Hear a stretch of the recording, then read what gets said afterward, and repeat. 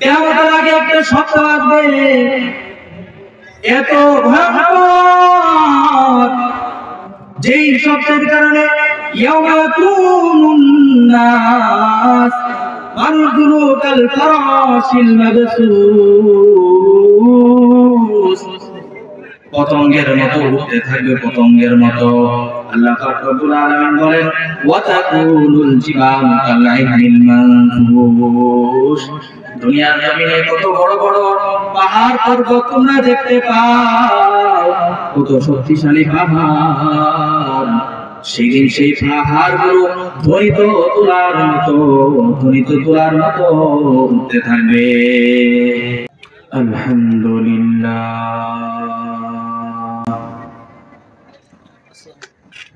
আলহামদুলিল্লাহ জাআলা আশ-শামসা ওয়াল কমারা বিহুসবান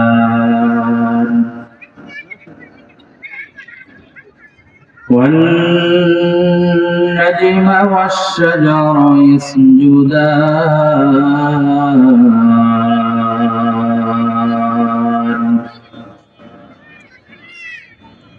وفضل زمانا على زمان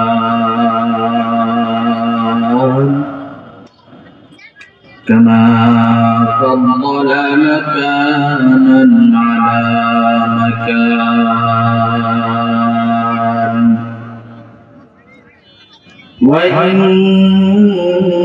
وإنسانا على إنسان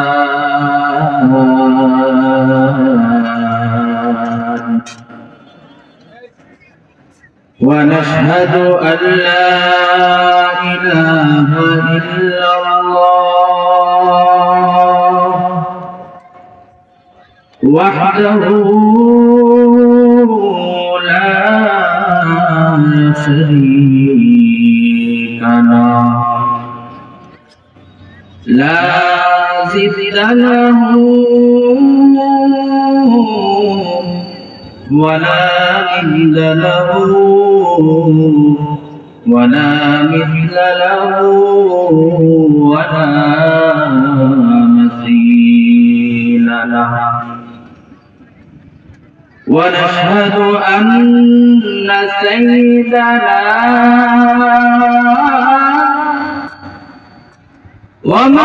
ومولانا ومحبوبنا وحبيب قلوبنا محمدا عبده ورسوله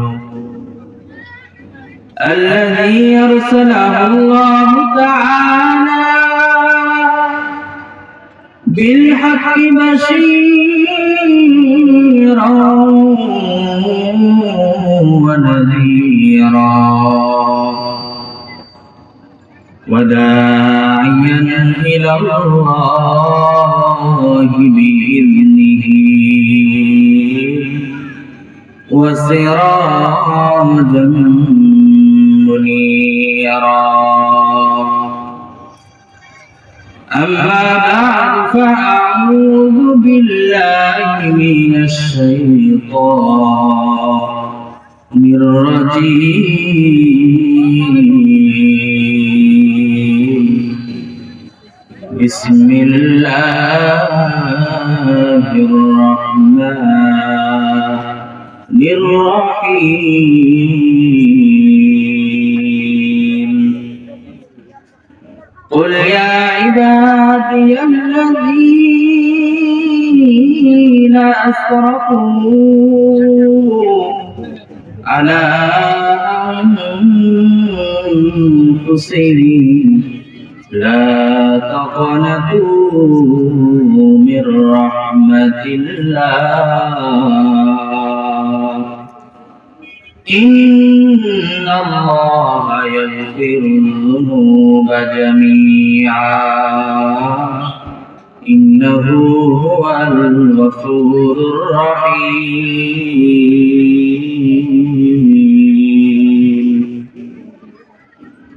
وقال رسول الله صلى الله عليه وسلم أكثر ما يدخل الناس الجنة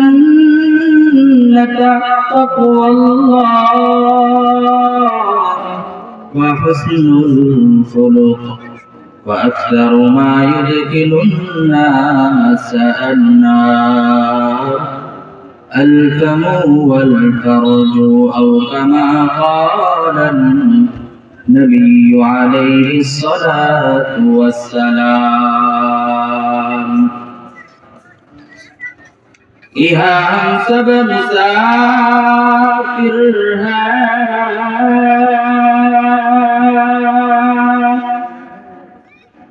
वही आखिर ठिकाना कोई आगे रवाना है कोई पीछे रवाना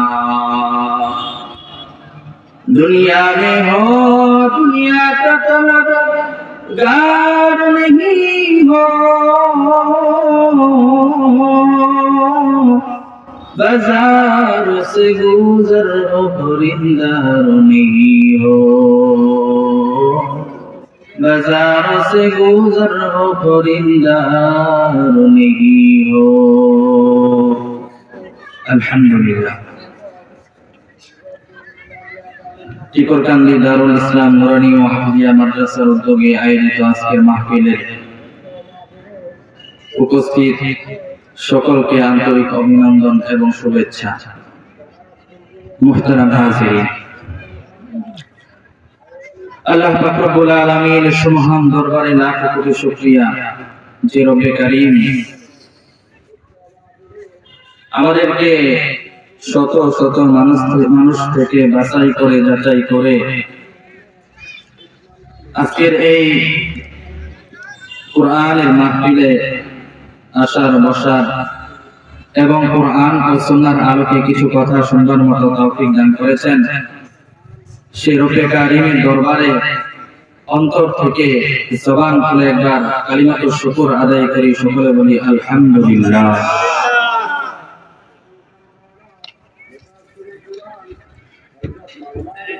মুহতারাম হাজিরিন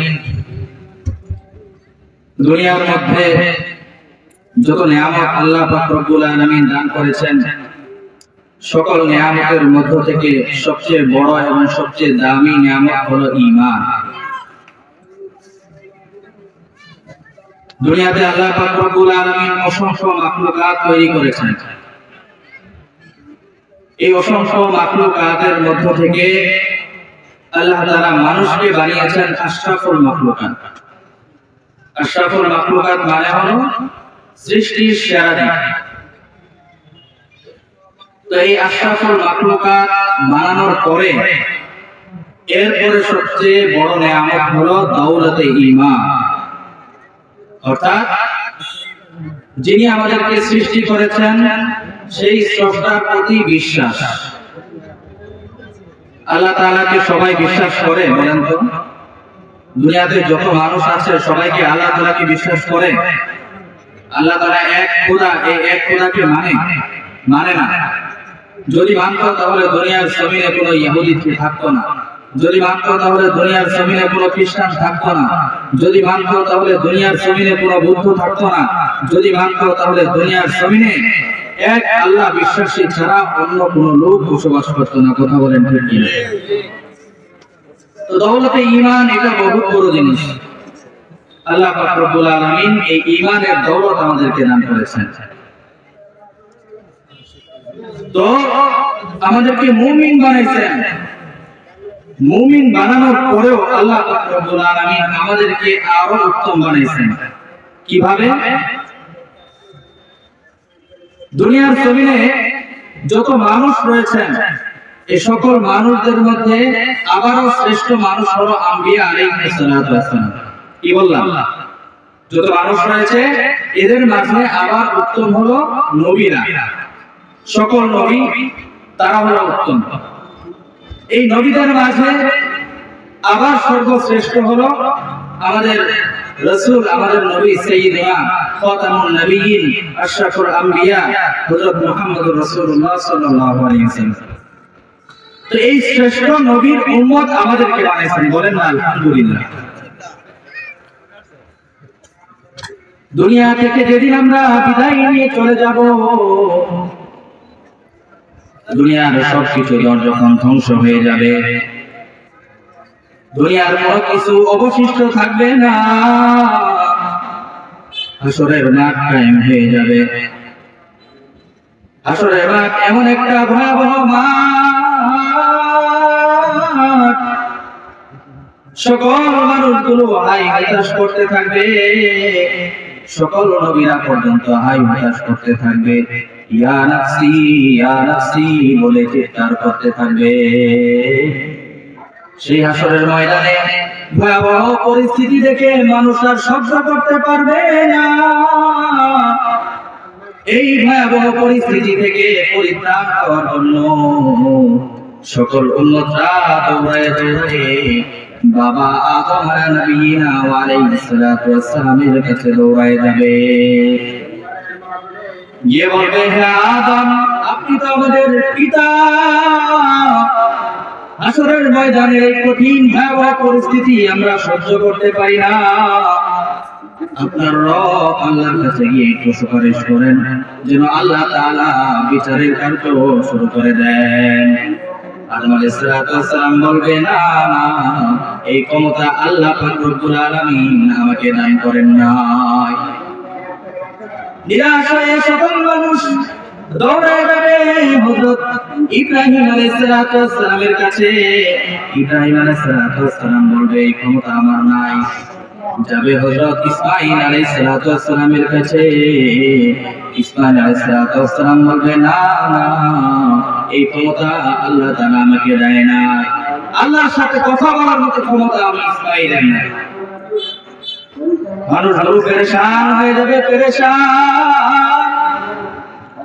এভাবে হাসরের ময়দানে প্রত্যেকটা নবীর কাছে গিয়ে বলবে, ওগো আল্লাহর প্রেরিত রাসূল, আপনারা আমাদের জন্য আল্লাহর কাছে গিয়ে সুপারিশ করেন, এই ময়দান থেকে যেন হিসাবের মাধ্যমে আমাদেরকে হয়তো জান্নাত দেখ বা জাহান্নাম দেখ, কিন্তু এই হাসরের ময়দানের ভয়াবহতা আমরা সহ্য করতে পারছি না।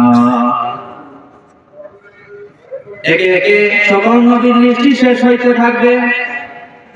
যাবে ঈসা আলাইহিস সালামের কাছে। ঈসা আলাইহিস সালাম তাদেরকে নিরাশ করে দিবে, মুসা আলাইহিস সালাম তাদেরকে না করে দিবে। সকল মানুষ হতাশ হয়ে বলবে, তাহলে আমরা কার কাছে যাব? সকল নবীরা এক বাক্যে বলবে, আমাদের কারোই ক্ষমতা নাই, এই ক্ষমতা একমাত্র আমরা সকল নবীর শ্রেষ্ঠ নবী সাইয়্যিদুল আম্বিয়া খাতামুন নবিয়্যিন একমাত্র মুহাম্মদুর রাসূলুল্লাহ সাল্লাল্লাহু আলাইহি ওয়াসাল্লামের কাছে যাও। সুবহানাল্লাহ।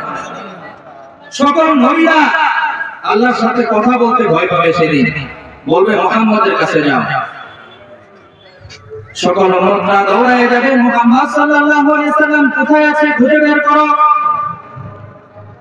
দৌড়ায় যাইতে থাকবে, যেতে যেতে একটা পর্যায়ে গিয়ে দেখবে সকল নবী যেখানে ইয়া নাফসি বলে চিৎকার করে মুহাম্মদুর রাসূলুল্লাহ সাল্লাল্লাহু আলাইহি ওয়াসাল্লাম আল্লাহ তাআলার কুদরতি পায়ে সেজদারত অবস্থায় ডেকে ডেকে কান্না করে বলতেছে, আল্লাহ গো, ইয়া উম্মতি সুবহানাল্লাহ।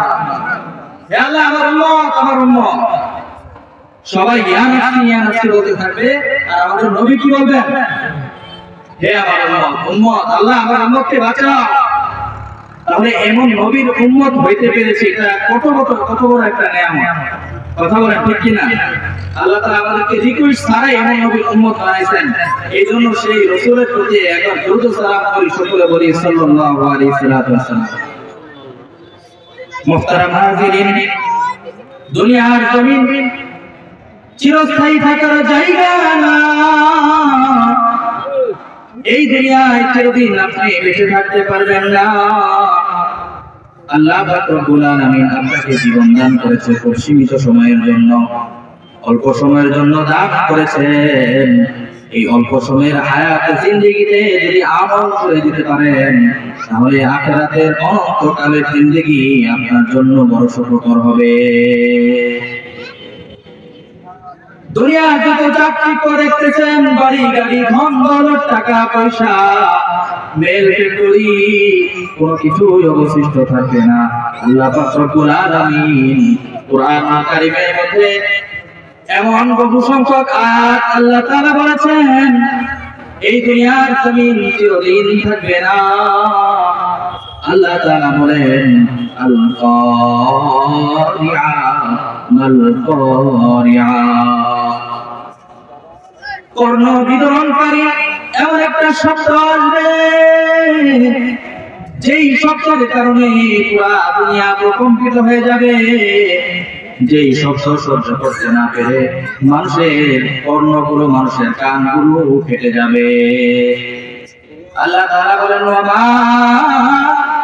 আদরাকা মাল কারিআ, জানুনি এই কারিআ কি, এই শব্দটা কি, এই আওয়াজটা কি।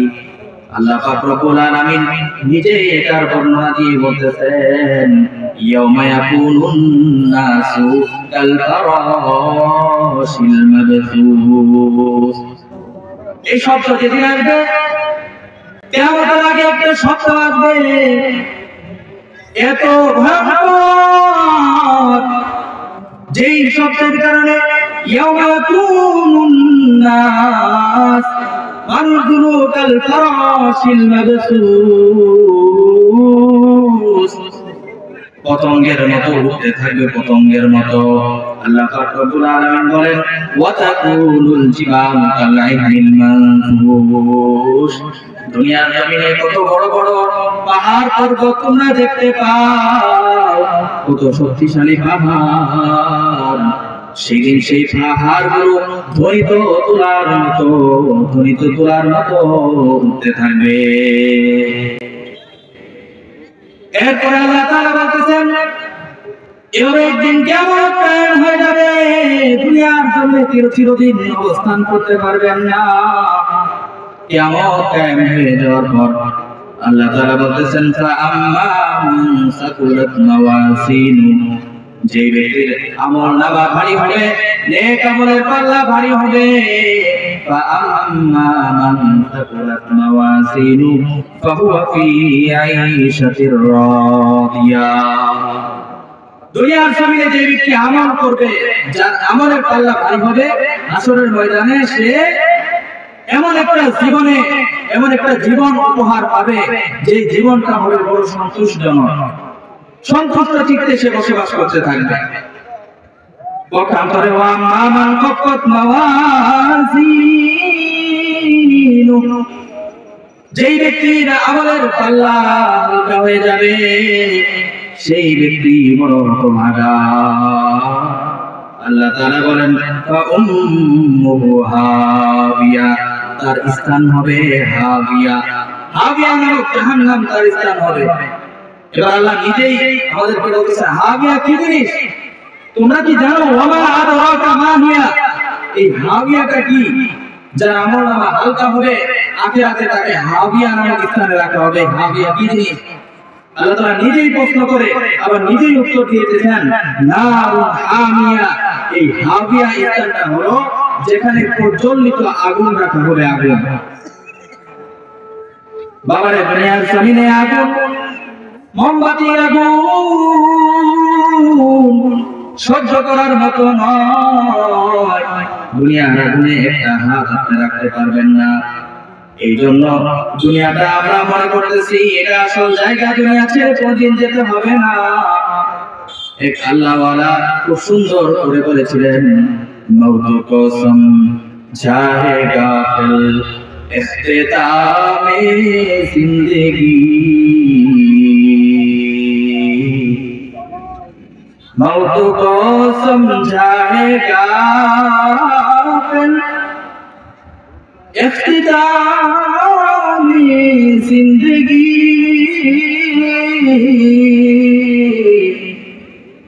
दर हकीकत मौत तेरा इब्तिदाई जिंदगी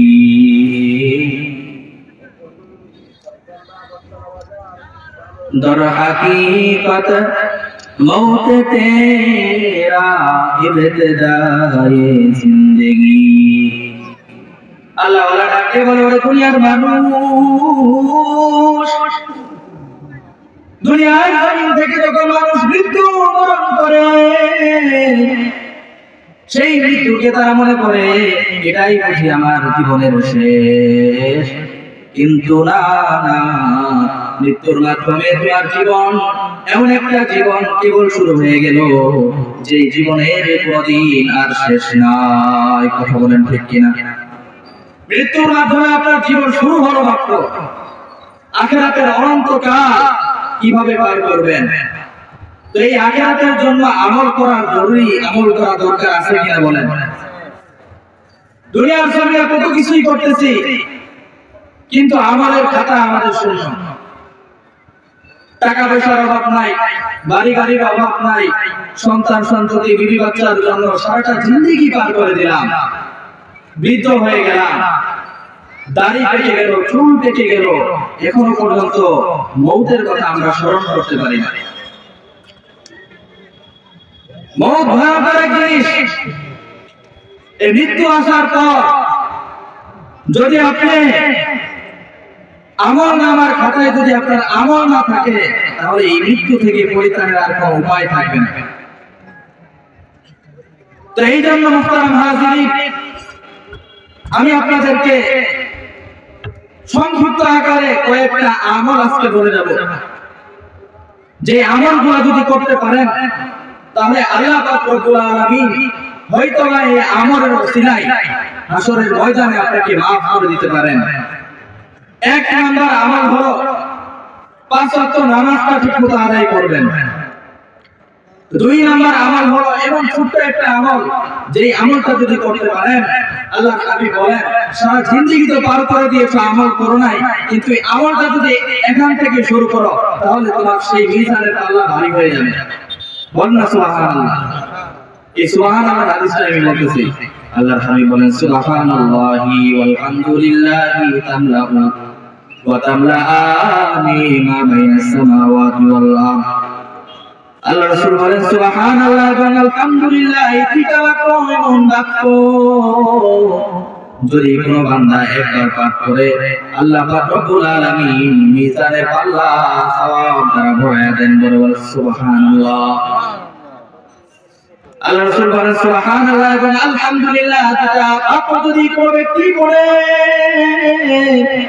তামলানি মা বাইনাস সামাওয়াতি ওয়াল আরদ আল্লাহ পাক রব্বুল আলামিন ওই বান্দার আমলনামায় আসমান এবং জমিনের মধ্যবর্তী যে ফাঁকা স্থানটা রয়েছে সেই ফাঁকা স্থানটা সওয়াব দ্বারা ভরায় দেন চিল্লায়ে বলেন আলহামদুলিল্লাহ এই আমলটা করবেন সুবহানাল্লাহ এবং আলহামদুলিল্লাহ বেশি বেশি করবেন তিন নাম্বার হলো দুনিয়ার জমিনে যত জিকির রয়েছে সবচেয়ে উত্তম জিকির হলো জিকরুল্লাহ আল্লাহ তাআলার জিকির করা আর আল্লাহর হাবিব বলেন এই জিকিরগুলোর মধ্যে সর্বোত্তম জিকির হলো কুরআনুল কারীমের তেলাওয়াত করা কিন্তু আমরা আবার হতভাগা কুরআনুল কারীম ছোটবেলায় শেখার তৌফিক হয় নাই এই জন্য কোরআন নিজে শিখতে পারি নাই কিন্তু এই কোরআনকে মহব্বত করতে হবে যারা কোরআনের ধারক বাহক তাদেরকে মহব্বত করতে হবে মাদ্রাসাগুলোকে মহব্বত করতে হবে কিন্তু কোরআন পড়তে পারেন না আল্লাহ পাক রব্বুল আলামিন আপনাকে নিরাশ করেন নাই আল্লাহ তাআলা বলেন হাদিসের মাধ্যমে আল্লাহর হাবিব আমাদেরকে জানিয়ে দিয়েছেন দুনিয়ার জমিনে কোন বান্দা যদি সূরা ইখলাস একবার পাঠ করে তাহলে ওই বান্দার আমলনামায় 10 পারা কোরআন তেলাওয়াতের সওয়াব লেখা হবে চিল্লায়ে বলেন সুবহানাল্লাহ সূরা ইখলাস কয়বার একবার পাঠ করলে 10 পারার আমল দুইবার পাঠ করলে 20 পারার আমল তিনবার পাঠ করলে 30 পারার সওয়াব তো আল্লাহ তাআলা সূরা ইখলাসটা এমন কেউ আছেন যে পারি না? সকলে আমার বলেন তো, কুল হুয়াল্লাহু আহাদ আল্লাহুস সামাদ লাম ইয়ালিদ ওয়া লাম ইউলাদ ওয়া লাম ইয়াকুল লাহু কুফুয়ান আহাদ। কত বার সওয়াব হয়ে গেছে? 10 বার সওয়াব আপনার আমলনামায় লেখা হয়ে গেছে। জোরে জোরে বলেন সুবহানাল্লাহ। তাহলে সূরা ইখলাসের আমলটা করবেন, সূরা ইখলাস বেশি বেশি করে পাঠ করবেন, তাহলে আপনার জিন্দেগীর আমলনামায় অনেক সওয়াব ঢুকে যাবে। তো আল্লাহর হাবিব সাল্লাল্লাহু আলাইহি ওয়াসাল্লাম আমাদেরকে জানিয়ে দিয়েছেন যে কোরআন পাঠ করলেই সওয়াব হয়, কোরআন পাঠ করলেই সওয়াব হয়। কিন্তু আমাদের মাঝে এমন একজন ব্যক্তি পাওয়া গিয়েছে যে ব্যক্তিটার কারণে আজকে আমাদের বাংলাদেশের জমিনে হাজারো ঘটনা ছড়ায় গেছে। যে ব্যক্তিটা সে মানুষের মাঝে এটা প্রকাশ করে বেড়ায় যে কোরআন যদি তরজমা ছাড়া, অনুবাদ ছাড়া যদি কোনো ব্যক্তি কোরআন তেলাওয়াত করে তাহলে সে সওয়াব তো হবেই না, আরো গুনাহ হবে। চিল্লায়ে বলেন নাউজুবিল্লাহ। আল্লাহ রাসূল বলেন সূরা ইখলাস একবার পাঠ করলে 10 পারা সওয়াব। আর উনি বলেছে কোরআন শরীফ অনুবাদ না জেনে যদি করা হয় তাহলে গুনাহ হয়। তবে মিলল তার কথা রাসূলের সাথে? মিলল না। আরেকটা কথা সে বলতেছে, কি কথা? যে স্মার্টফোন, এই স্মার্টফোন পকেটে নিয়ে যদি নামাজ পড়া হয় তাহলে সেই ব্যক্তির নামাজ হবে না, নাউজুবিল্লাহ। অথচ শত শত উলামায়ে কেরামরা এই স্মার্টফোন নিয়ে নামাজ পড়তেছে, তাদের নামাজ হচ্ছে না। সেরকম আরো বিভ্রান্তিমূলক অনেক কথা বলতেছে। একবার বলতেছে যে হেদায়েতের মালিক আল্লাহ না, নাউজুবিল্লাহ। হেদায়েতের মালিক যদি আল্লাহ হতেন তাহলে আল্লাহ তাআলা নবী রাসূল প্রেরণ করতেন না। আবার তিনি বলতেছেন সাহাবায়ে কেরামরাও মাসুম না, নবী যারা রয়েছে তারাও মাসুম না, নবীরা পর্যন্ত গুনাহ করে। আবার কখনো কখনো বলতেছে যে মাদ্রাসা এবং মসজিদে যারা খেদমত করে, এই খেদমত করে টাকা নেওয়া এটা বেশ্যা নারীদের থেকে বেশি খারাপ, নাউজুবিল্লাহ। তো আগের যুগে যারা মসজিদ মাদ্রাসায় খেদমত করতো, ওলামায়ে কেরাম যারা ছিল, তাদের সরকারিভাবে ভাতা নির্ধারণ থাকতো, সরকারিভাবে তাদেরকে পদমর্যাদা দিয়ে রাখতো। কিন্তু এখন কি আমার দেশের প্রধানমন্ত্রী বা আমাদের দেশের সরকাররা মসজিদ মাদ্রাসার জন্য, ইমাম সাহেবদের জন্য কি ভাতা নির্ধারণ করে? তো ইমাম সাহেবরা চলবে কিভাবে? তাদের কি স্ত্রী সন্তান নাই? তো স্ত্রী সন্তান আছে, তাদেরকে লেখাপড়া করাইতে হবে, খাওয়াইতে হবে, ভরণ পোষণ দিতে হবে। তো তাদের কি টাকা পয়সার প্রয়োজন নাই? তো ফুকাহায়ে কেরামরা, শত শত ফুকাহায়ে কেরামরা বলেন যে এটা জায়েজ, বরং উত্তম এটা। কারণ উলামায়ে কেরামরা মসজিদ মাদ্রাসায় খেদমত করে লাখ লাখ টাকা ইনকাম করে না। উলামায়ে কেরামরা মসজিদ মাদ্রাসায় খেদমত করে শুধু দুনিয়ার জন্য না, উলামায়ে কেরামরা টাকার জন্য খেদমত করে না, বরং তারা শুধুমাত্র কিছু সংখ্যক টাকা দিয়ে শুধু নিজের জীবনটা বাঁচাচ্ছে, আর পরিপূর্ণ আল্লাহ সওয়াব আল্লাহ তাআলার কাছে পাবেন। জোরে জোরে বলেন ঠিক কিনা? কিন্তু আজকে সেই আলেম নামধারী মাওলানা, যার নাম হলো মাওলানা সাদ সাহেব, এই সাদ সাহেব এই ধরনের বিভ্রান্তিমূলক কথাবার্তা বলার কারণে যখন বাংলাদেশের উলামায়ে কেরাম দেখলেন, শুধু বাংলাদেশের নয় বরং ভারতের মাদ্রাসাগুলোর সবচেয়ে বড় মাদ্রাসা দারুল দেওবন্দ মাদ্রাসা, যখন দেখলেন যে এই সাদ সাহেব ইস্তেমার ময়দানে বসে বসে এই ধরনের বিভ্রান্তিমূলক কথা বলে, তাকে যদি এখন প্রতিহত করা না হয় তাহলে ভবিষ্যতে আরো বড় আকারে বিভ্রান্তি ছড়াবে। উলামায়ে দেওবন্দ সতর্ক হয়ে গেলেন, দারুল দেওবন্দ থেকে ফতোয়া জারি করে দিলেন এই মাওলানা সাদ সাহেবকে আর মারা যাবে না। যখন দারুল দেওবন্দ থেকে ফতোয়া চলে আসলো সাদ সাহেবকে মানা যাবে না, বরং দারুল দেওবন্দের উলামায়ে কেরামরা সাদ সাহেবকে সংশোধন করার জন্য বারবার চেষ্টা করেছেন। হযরত হুসাইন আহমদ মাদানী রাহমাতুল্লাহি আলাইহির বংশধর হযরত আরশাদ মাদানী হাফিজাহুল্লাহু তাআলা নিজে দিল্লির নিজামুদ্দিন মার্কাজে গিয়ে সাদ সাহেবকে সংশোধন করার জন্য তাকে রিকোয়েস্ট করেছিলেন, কিন্তু সে তার কথা মানে নাই, বরং বিভ্রান্তমূলক কথা তিনি দিয়ে যাচ্ছেন। তো এরপর থেকে বাংলাদেশের উলামায়ে কেরামরা যখন জানলেন দারুল দেওবন্দ থেকে ফতোয়া আসছে সাদ সাহেবকে আর মানা যাবে না, তখন বাংলাদেশের উলামায়ে কেরামরাও ফতোয়া দিয়ে দিলেন যে ইসলামের ময়দানে সাদ সাহেবকে আর আনা যাবে না, সাদ সাহেবের কথা মানা যাবে না। এবার বলেন তো এই দোষটা কি বাংলাদেশের উলামায়ে কেরামের নাকি সাদ সাহেবের? কথা কি বোঝেন না? আমার দোষটা কার? বাংলাদেশের আলেমদের নাকি সাদ সাহেবের? উনি বিভ্রান্তমূলক কথা বলেছেন, এই জন্য বাংলাদেশের উলামায়ে কেরামরা বলেছেন তাকে মারা যাবে না। তো এবার আপনারা যদি ওই সাদ সাহেবকে অন্ধ বক্ত হয়ে যদি উলামায়ে কেরামের উপর আক্রমণ করেন তাহলে এটা কত বড় নৃশংসতা হবে, কথা বলেন ঠিক কিনা? আজকে বাংলার জমিনে, আজকে ইজতেমার ময়দানে 2018 সালেও উলামায়ে কেরামের উপর, বাংলাদেশের কওমি ছাত্র জনতার উপর অতর্কিতভাবে আক্রমণ করে শত শত আলেমকে, শত শত ছাত্র জনতাকে রক্তে রঞ্জিত করেছিল এবং শত শত মানুষকে তারা শহীদ করে দিয়েছিল। ঠিক তার ধারাবাহিকতায় আজকের এই ইজতেমার ময়দানেও গত 3 দিন আগে আমাদের সুরাই নিজামের সাথী ভাইরা ইজতেমার ময়দান 31 তারিখে আমাদের ইজতেমা শুরু হবে, তারা ইজতেমার ময়দান প্রস্তুত করতেছিলেন। ঠিক এমন পর্যায়ে রাত 2টা বাজে আমাদের ওই সাহাবপন্থী ভাইরা অতর্কিতভাবে হামলা করে 4 জন সাথীদেরকে শহীদ করে দেন। জোরে জোরে বলেন নাউজুবিল্লাহ। তাদের তো সাহস কিভাবে হয়? এই চক্রান্তমূলক যেই সাহাবপন্থী ভাইরা রয়েছে তারা 2018 সাল থেকে নিয়ে শুরু করে সরকারি এই আমাদের যে অত্যাচারী জালেম সরকার ছিল, এই সরকারের সহায়তা নিয়ে তারা উলামায়ে কেরামের উপর এবং বাংলাদেশ কওমি ছাত্র জনতার উপর আক্রমণ করত।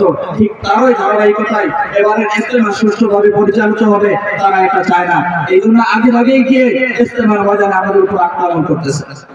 তাহলে এবার বলেন তো আপনারা কি সাহাবপন্থী হবেন নাকি আলেমপন্থী হবেন বলেন তো?